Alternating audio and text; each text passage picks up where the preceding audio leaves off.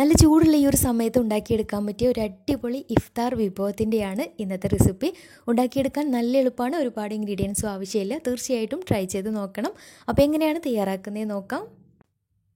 അപ്പോൾ ഇതിനായിട്ടൊരു മീഡിയം സൈസിലുള്ള ക്യാരറ്റ് തൊലിയൊക്കെ കളഞ്ഞ് ചെറുതായിട്ട് കട്ട് ചെയ്തിട്ട് ഒരു മിക്സിയുടെ ജാറിലിട്ടതിന് ശേഷം അതിലേക്ക് കുറച്ച് പാലൊഴിച്ചിട്ട് നല്ല പേസ്റ്റ് രൂപത്തിൽ നന്നായിട്ടൊന്ന് അരച്ചെടുക്കാം. ഇനി ഒരു നോൺ സ്റ്റിക്കിൻ്റെ പാൻ സ്റ്റൗവിൽ വെച്ചിട്ട് അതിലേക്ക് 1 ടേബിൾ സ്പൂൺ നെയ്യ് ഒഴിച്ച് കൊടുക്കാം.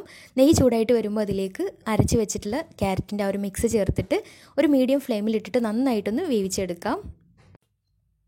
ക്യാരറ്റിൻ്റെ ആ ഒരു പച്ചമണക്ക് മാറി കിട്ടിയാൽ ഇനി ഇതിലേക്ക് 1/2 കപ്പ് പാല് ചേർത്ത് കൊടുക്കാം. കൂടെ തന്നെ 2 ടേബിൾ സ്പൂൺ പഞ്ചസാരയും ഒരു പിഞ്ച് ഉപ്പും കൂടെ ചേർത്തിട്ട് നന്നായിട്ട് മിക്സാക്കി എടുത്തതിന് ശേഷം അതിലേക്ക് 1/4 കപ്പ് റവ ചേർത്തിട്ട് കൈ എടുക്കാതെ മീഡിയം ഫ്ലെയിമിലിട്ടിട്ട് നന്നായിട്ടൊന്ന് ഇളക്കിക്കൊണ്ടേ ഇരിക്കാം. റവൊക്കെ നന്നായിട്ട് വെന്ത് പാനിൽ നിന്ന് വിട്ട് വരുന്ന ആ ഒരു പരുവാവണം. അതുവരെ ഒരു മീഡിയം ഫ്ലെയിമിലിട്ടിട്ട് കൈയെടുക്കാതെ തന്നെ മിക്സാക്കിയിട്ട് വേവിച്ചെടുക്കാം. ഇനി ഇതൊരു പ്ലേറ്റിലേക്ക് മാറ്റിയിട്ട് ചെറു ചൂടോട് കൂടി തന്നെ കയ്യിൽ കുറച്ച് എണ്ണ ആക്കിയിട്ട് ചെറിയ ചെറിയ ബോൾസ് ആക്കി എടുക്കാം. ഒരുപാട് വലിയ ബോൾസ് ആക്കേണ്ടിട്ട് ചെറിയ ചെറിയ ബോൾസാണ് ടേസ്റ്റ് ഉണ്ടാവുക. അപ്പോൾ നല്ല ഷേപ്പാക്കിയിട്ട് ചെറിയ ബോൾസ് ആക്കിയിട്ട് എല്ലാതും ഉരുട്ടിയെടുക്കാം.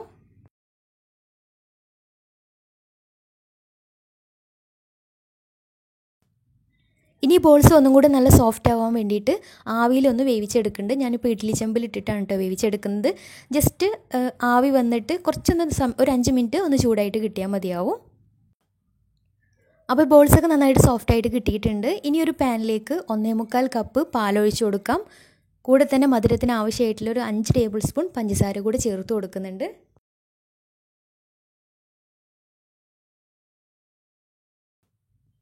എന്നിട്ട് ഇതിലേക്ക് നേരത്തെ വേവിച്ച് വെച്ചിട്ടുള്ള ആ ബോൾസും കൂടെ ചേർത്തിട്ട് നന്നായിട്ടൊന്ന് തിളപ്പിച്ച് വേവിച്ചെടുക്കാം.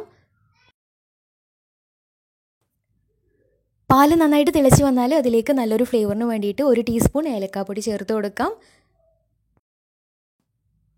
ഇനി ഇത് ചെറുതായിട്ടൊന്ന് കുറുകി കിട്ടാൻ വേണ്ടിയിട്ട് ഒരു പാത്രത്തിലേക്ക് 1 ടേബിൾ സ്പൂൺ അരിപ്പൊടി കുറച്ച് പാലിൽ നന്നായിട്ടൊന്ന് കലക്കിയിട്ട് കട്ടയൊന്നും ഇല്ലാതെ കലക്കിയിട്ട് ഇതിലേക്ക് ഒഴിച്ചു കൊടുക്കുന്നുണ്ട്. പിന്നെ അവസാനം കുറച്ച് നല്ലൊരു മധുരത്തിന് വേണ്ടിയിട്ട് ഒരു 2 ടേബിൾ സ്പൂൺ കയ്യിൽ മിൽക്ക് മെയ്ഡ് ഉണ്ടെങ്കിൽ 2 ടേബിൾ സ്പൂൺ മിൽക്ക് മെയ്ഡും കൂടി ചേർത്ത് കൊടുക്കാം. അപ്പോൾ എല്ലാം കൂടി ചേർത്ത് ഇനി കൈയെടുക്കാതെ നന്നായിട്ടൊന്ന് മിക്സ് ആക്കിയിട്ട് ഒന്ന് കുറുകി കിട്ടിയാൽ ഫ്ലെയിം ഓഫ് ചെയ്യാം. ഇത് ചൂടോടുകൂടിയും തണുപ്പിച്ചിട്ടും സെർവ് ചെയ്യാം. തണുപ്പിച്ചിട്ടാകുമ്പോൾ ഒന്നും കൂടെ നല്ല ടേസ്റ്റാണ്.